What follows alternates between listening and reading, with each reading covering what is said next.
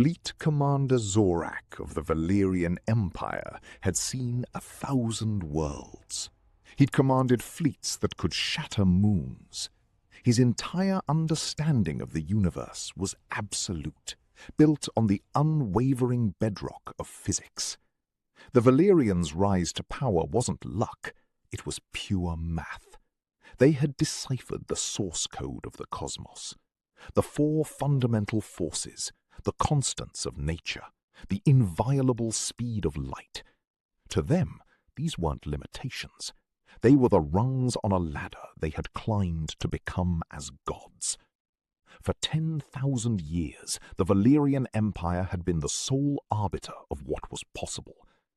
But what his sensors were reporting from the tiny, primitive vessel in front of him wasn't just impossible, it was heresy. "Commander," his science officer stammered, his 8 eyes wide with a terror that went far beyond professional duty. "The readings, they can't be real. They violate every known law. It's like causation itself is having a meltdown."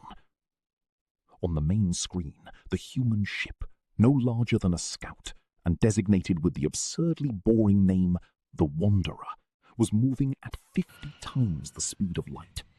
Not through the carefully folded dimensions of hyperspace, but through normal space-time itself. And it was doing it without any engines, any energy signature, or any propulsion system known to the entire galaxy. It was moving, it seemed, by sheer force of will. If you were a Valyrian, you lived with absolute certainty. Their civilization was ancient, built on one simple dogma. The universe is a closed system of elegant, unchanging laws. Mastery didn't come from breaking those laws. That was a child's fantasy. It came from understanding them so completely you could operate at their absolute theoretical limits. Their ships didn't crudely tear holes in space. They would persuade space-time to fold, just for an instant. Their weapons didn't fire blasts of energy. They'd introduce a temporary change to a fundamental constant, causing enemy hulls to simply stop being coherent matter. To the lesser races, it was magic. To the Valyrians, it was just applied truth. Fleet Commander Zorac was the ultimate expression of this philosophy, his mind a symphony of probabilities and hard data. He sat on the command throne of the immutable truth, a vessel that was less a warship and more a statement of physical dominance. Their current mission? You could call it cosmic sanitation. A new species, humans, had begun to crawl out of a single unremarkable star system. Their first attempts were clumsy. They still used controlled explosions to escape their own gravity well.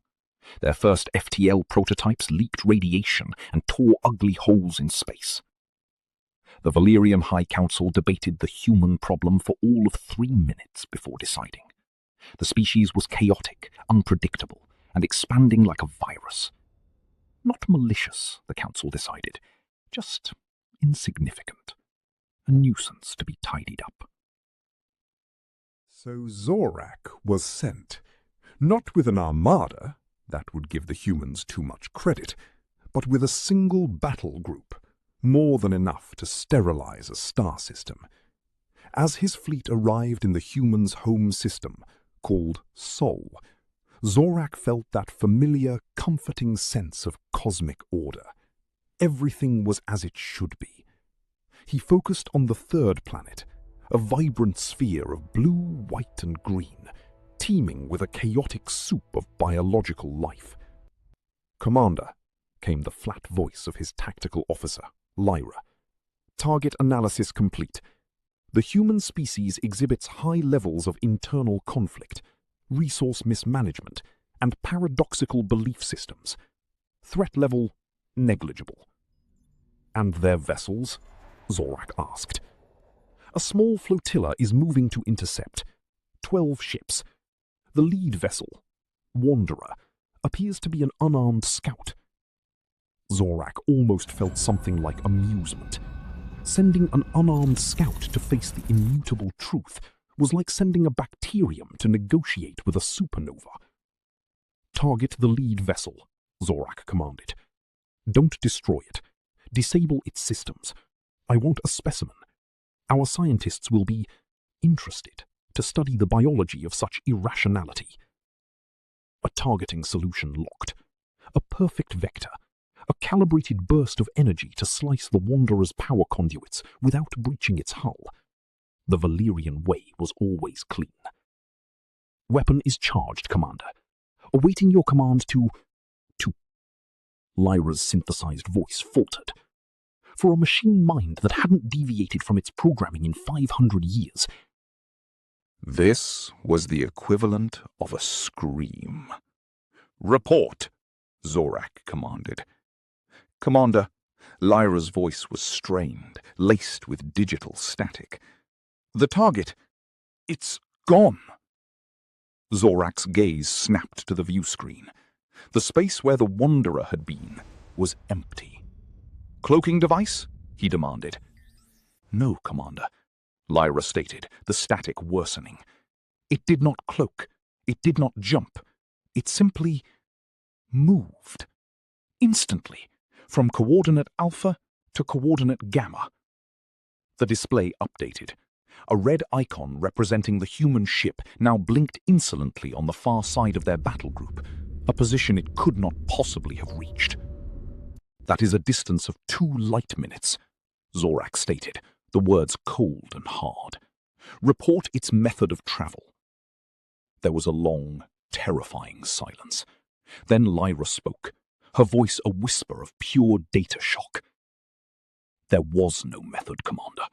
No energy displacement. No temporal distortion. According to every law of physics we have ever known, the event did not happen. And yet, there it is." The bridge of the immutable truth, a place designed for absolute cosmic control, was suddenly filled with an unwelcome phenomenon: silence. The kind of silence that happens when a perfect system encounters an error it can't compute. Zorac stared at the screen, his crystalline mind racing. The human ship, the Wanderer, just floated there, looking fragile and insignificant. And yet it had just done something that by every metric the Valyrian Empire had ever recorded was utterly impossible. "Science Officer Kalen," Zorac's voice was sharp. "Analyze the space between the vessel's previous and current coordinates. There has to be a trace, a wormhole, a quantum tunnel. Find it." Kalen focused the ship's most powerful sensors on the area. Valyrian sensors didn't just measure light, they tasted the texture of reality itself. On Kalen's console, a 3D map of space-time bloomed, a placid, gently curving grid. He ran diagnostic after diagnostic. He found nothing. The grid was perfect. It was as if the ship had existed in 2 places at once, and simply chose to stop existing in the first place. "Commander," Kalen reported, his avatar's 8 eyes blinking in distress. "The continuum is pristine. It shows no signs of traversal. It's not that we can't find the method, it's that our instruments insist, with a certainty of 17 sigma, that no travel occurred. The object was at point A, and then it was at point B. The concept of transit doesn't apply." A 17 sigma certainty was statistical gospel. It was more likely for the universe to spontaneously cease to exist than for the instruments to be wrong. "That's a logical fallacy," Zorac countered. "An object cannot displace without traversing the space. It violates causality. It is heresy." As if on cue, the human vessel acted again. This time, it didn't move. Instead, a second Wanderer flickered into existence, then a third, and a fourth. Within seconds, the space around the Valyrian battle group was filled with 1,000 ghost images of the human ship. Tactical. Zorac's voice was dangerously low. Holograms. Negative, Commander, Lyra replied, her voice strained. Each instance possesses mass and a gravitational signature. Our sensors detect hulls, life support, even faint biosignatures of a crew. They are all, for all intents and purposes, real. Fire a warning shot, Zorac ordered, his patience fraying. Target the original vessel. Let's see how these phantoms react. The forward emitter of the immutable truth glowed. A focused beam of exotic particles lanced through the void. But it never arrived. Halfway to its target, the beam just stopped. Not deflected, not absorbed. One moment it was there, the next it was gone. The very particles that made up the beam had vanished from existence. Kalen cried out. Commander, the energy! It was deconstructed at the quantum level. The forces holding the particles together were persuaded to let go. The energy unbecame itself. Zorac felt a sensation he'd only read about in ancient texts, the cold sting of fear. It was irrational, but it was there, a crack in the perfect crystal of his mind. They weren't fighting a ship, they were fighting a phenomenon that treated the laws of physics as negotiable. All ships, Zorac broadcast. Full power to defensive systems. Assume we are engaging an entity capable of localized reality manipulation. All prior assumptions are void. On the main screen, the 1,000 images of the Wanderer merged back into one. It hadn't fired a shot, yet it had defeated their attack, baffled their greatest minds, and shattered a 10,000-year-old worldview in 5 minutes. And then it did something even more terrifying. A new pattern appeared on their sensors, imprinted directly onto the fabric of space-time. It was Kalen who deciphered it first. Commander, he whispered, his eyes wide with horrified awe. It's not a signal. It's music. A symphony of changing constants. They aren't broadcasting a message. They are composing it onto the cosmos. The pattern pulsed, and the sterile lighting on the bridge flickered in time. The lights didn't just dim, they changed color, cycling through hues that shouldn't exist. "What is happening?" Lyra demanded, unable to find a weapon to fight a melody. "They're not doing it to us," Kalen realized, his voice a mix of terror and ecstasy. "They're just thinking. This is a byproduct. This is the echo of their thoughts rippling through reality. Their thoughts aren't signals sent from a brain to a machine.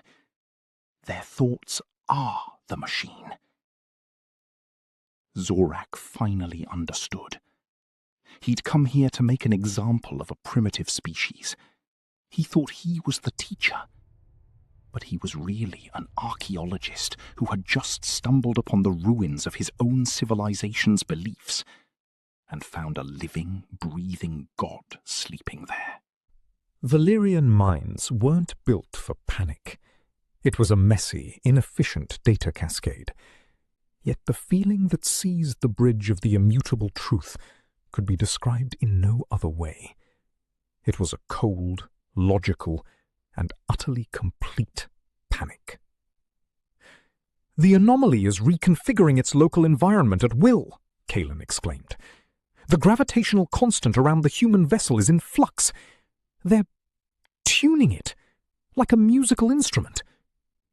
Zorac ordered a full diagnostic. "Are our systems compromised?" "No, Commander," Lyra reported, her voice a staccato of binary stress. "All our systems are at 100%. The problem, Commander, is that the laws of physics outside this vessel are becoming suggestions."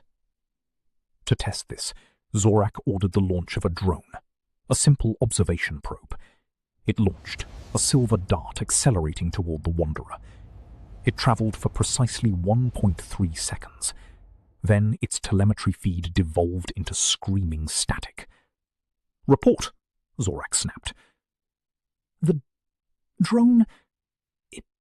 It's still there, Commander," Kalen said, his voice hushed.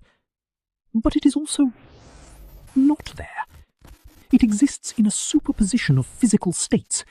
It is simultaneously intact, melted into slag, disassembled into its component atoms, and also a small, ornate, and, according to spectral analysis, quite delicious-looking fruit tart." On the view screen, the drone's icon was replaced by a question mark made of pure impossibility. "Fruit tart?" Lyra repeated, the concept so alien her translation matrix nearly crashed. "The molecular composition is consistent with a baked good," Kalen confirmed weakly. "A strawberry rhubarb crumble, it seems. With a very flaky crust, I might add." That was the breaking point. Several ancillary consciousnesses on the bridge simply disengaged, their processors unable to reconcile the existence of a trans-dimensional pastry with an ordered reality. They became inert blocks of crystal, their internal logic shattered.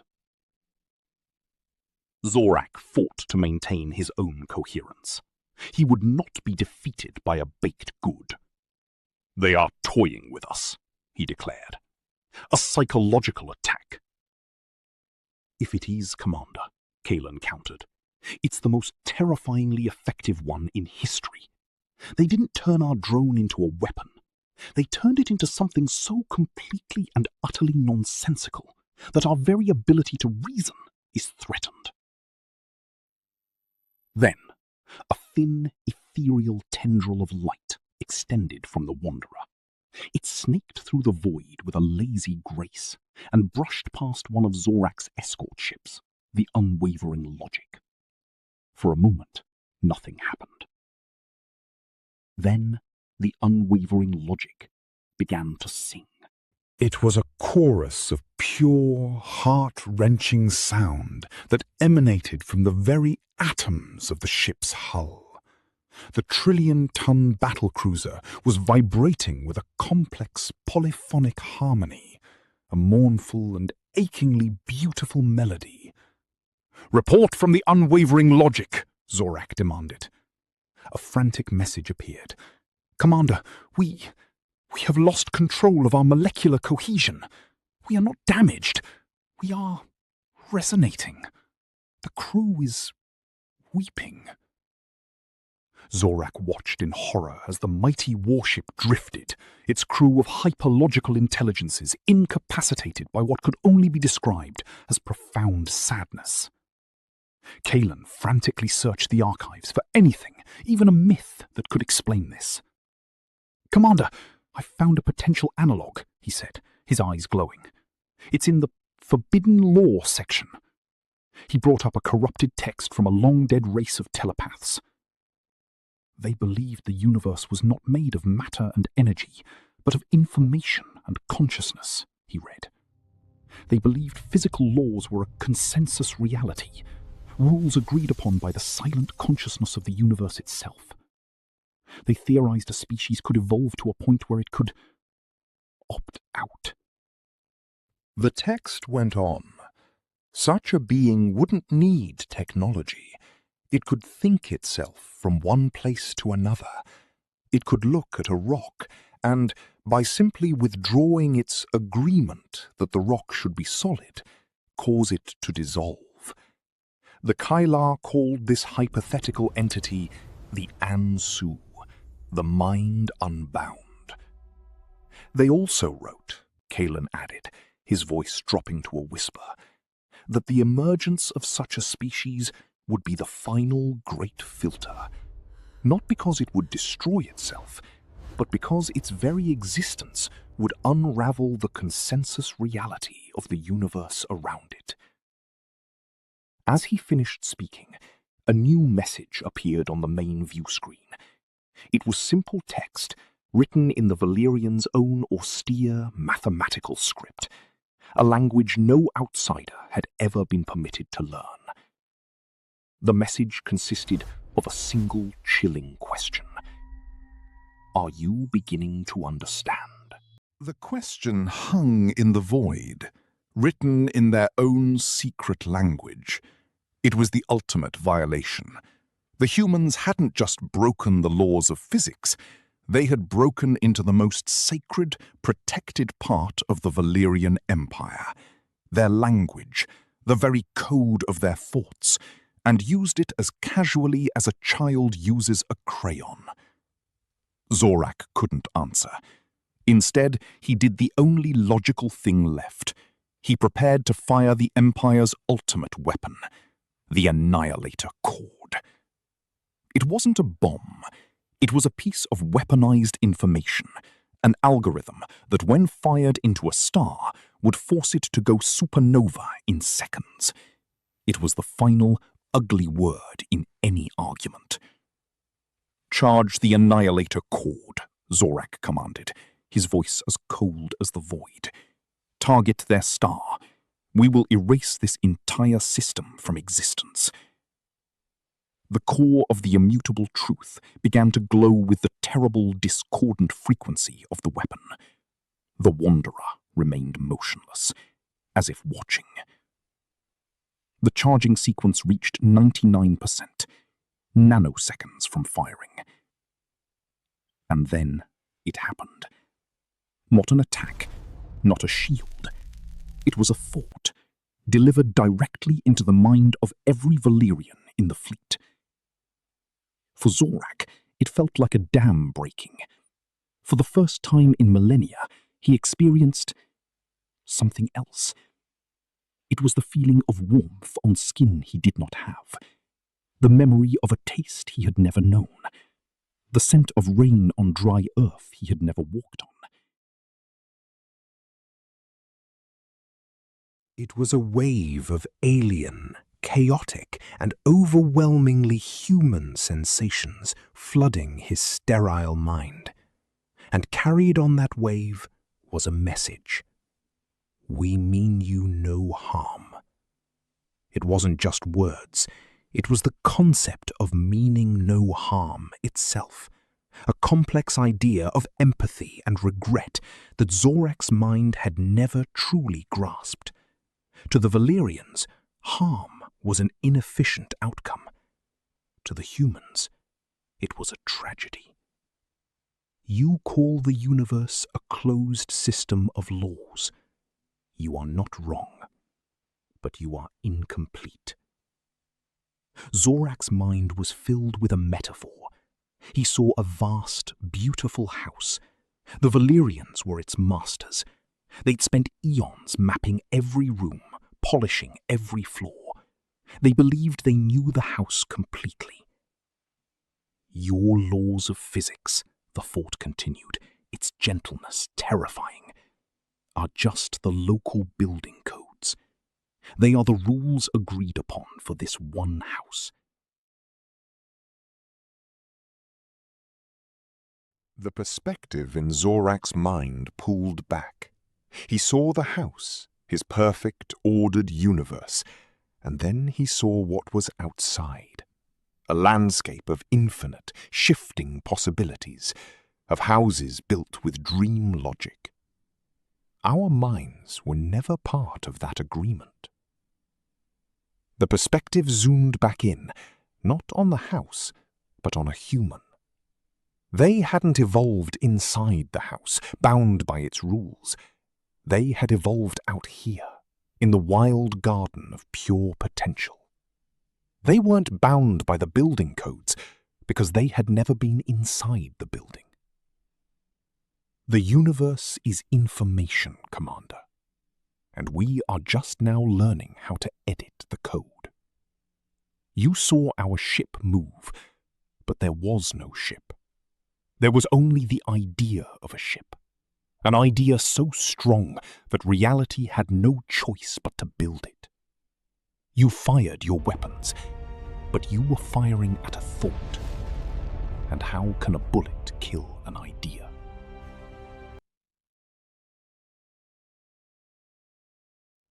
Zorac felt his world crumble. The Valyrians weren't gods. They were librarians. They had spent their entire existence studying a single book, memorizing every page. They were the undisputed masters of that book. The humans were the authors. The annihilator cord, primed to fire, fell silent. The humans hadn't blocked it. They had simply edited its purpose. The algorithm of destruction was gently, lovingly rewritten. The terrible hum was replaced by the symphony from before. And as the music swelled, the crew of the immutable truth, the most logical beings in the galaxy, found their holographic avatars weeping tears of pure data. Not of sadness, but of profound, soul-shattering beauty. Zorac, fleet commander of the Valyrian Empire, had come to fight a ship. But he was fighting a collective consciousness that treated reality as a canvas. And it had just painted its masterpiece inside his head. The silence that followed was different. It was the heavy, profound silence of a temple after the gods have gone. The drone, which was also a fruit tart, remained a persistent, indigestible paradox in the sensor logs. On the bridge, the Valyrian consciousnesses were altered. Cracks of impossible color now ran through their crystalline minds, the afterglow of the human message. Lyra, the tactical officer, spoke first. Her voice, once flat, now held a strange new quality: hesitation. Commander, my threat assessment models are broken. They cannot quantify an enemy that defeats you by making you understand the beauty of your own insignificance. Kalen, the science officer, simply stared at a single fleeting frame of the human's mental transmission he had captured. It wasn't data. It was art. "We were wrong," Kalen whispered. "We thought the universe was a machine to be operated. They see it as a poem to be written." The lesson was over. Zorac finally stirred. He felt old in philosophy. He looked at his crew. He couldn't order an attack. What would they target? A feeling? He couldn't order a retreat. Where could they go that a thought couldn't follow? So he gave the only order that made sense. "Lyra," he said, his voice less like a commander and more like a pilgrim. "Open a channel to the High Command. Highest priority. Omega cipher." The Omega cipher was reserved for one purpose: to announce the discovery of a power greater than the Empire itself. It had never been used. Zorac began his report, but he knew words would be insufficient. The High Council needed to feel what he had felt. So he did the most un-Valyrian thing imaginable. He didn't send a report. He sent a memory. He pulled out the raw experience of the human communication. The warmth, the rain, the symphony, the house. Wrapped it all in a single packet of information and sent it. His final act was to dictate a log entry. He looked at the Wanderer, no longer an enemy, but a monument to a new age. "Let the record show," Zorac said, his voice calm and filled with a terrifying clarity, "that on this day, we encountered a species that does not travel through space, but expands through reality. We believed ourselves to be the masters of the universe. We were wrong." The universe is not what we thought, and we are no longer its masters. We are children, and we have just been told to be quiet, for the adults are thinking. On the view screen, the human ship, its work done, simply faded. It didn't jump or cloak. It just became less and less real, like a memory you can't quite hold on to, until the space it occupied was once again empty. But for the Valyrians, the old, familiar hum of the cosmos would never sound the same. It now sounded quiet, incomplete, and terribly, terribly small. So, what happens when the laws of physics are no longer laws, but merely suggestions? The story of the Wanderer wasn't about a war. It was about the end of certainty itself. Humanity never declared itself an enemy or claimed an empire. It didn't need to. Its very existence was a quiet declaration that the rules of reality were about to change. In a galaxy governed by the speed of light and cold, hard strategy, a new power had emerged. A power that wasn't built in a shipyard, but was born in the quiet, chaotic, and limitless space between a human's ears. It turns out the greatest force in the cosmos isn't a supernova or a black hole. It's a single, stubborn, and reality-bending idea. What do you think humanity would do with this kind of power? Let us know your theories in the comments below. And for more stories that push the boundaries of reality, make sure to like and subscribe. After all, the universe is far stranger than we can imagine, and the next great discovery might be just a thought away.